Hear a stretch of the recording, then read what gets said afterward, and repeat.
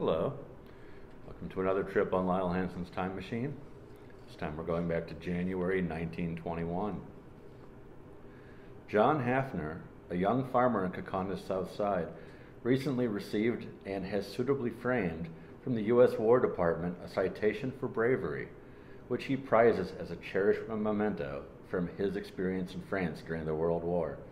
Hafner had been wounded in the World War, and the citation was signed personally by President Woodrow Wilson. Notices have been posted at the Northwestern Railroad shops in the city, laying off 46 men.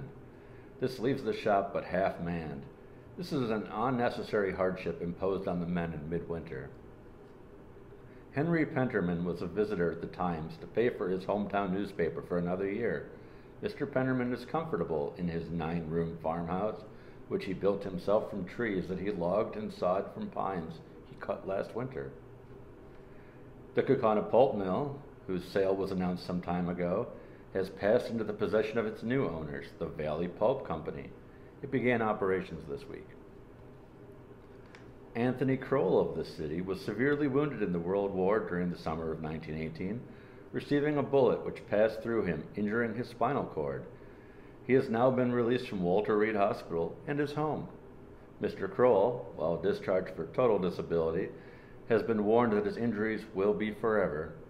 He maintains a cheerful manner and an optimism for the future. When the individual who refereed the Kaukauna Fox Club game at Wrightstown last Friday night told Club Buck before the game that he had great expectations coming, he was right. The Fox Club team were defeated by the Wrightstown Rats 6-22. 6 Foxes, McDonald, Garvey, Husting, Brenzel, Laudert, and Spindler, were each ruled out of the game for committing a single foul. And the first 4 were ruled out during the first 5 minutes, and not a foul, neither personal nor technical, was called on any of the Wrightstown team. I say, can you beat it? Also, 134 pounds of L. Spindler was cautioned by the referee not to exert too much unnecessary roughness on 200-pound, 6'2" Bolensky. Oh my dear.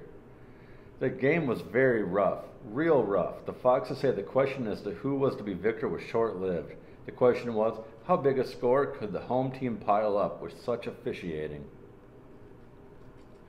Decency, morality, and the laws of society were vindicated in the court yesterday when 5 young men from the city charged with statutory crime were given a workhouse sentence.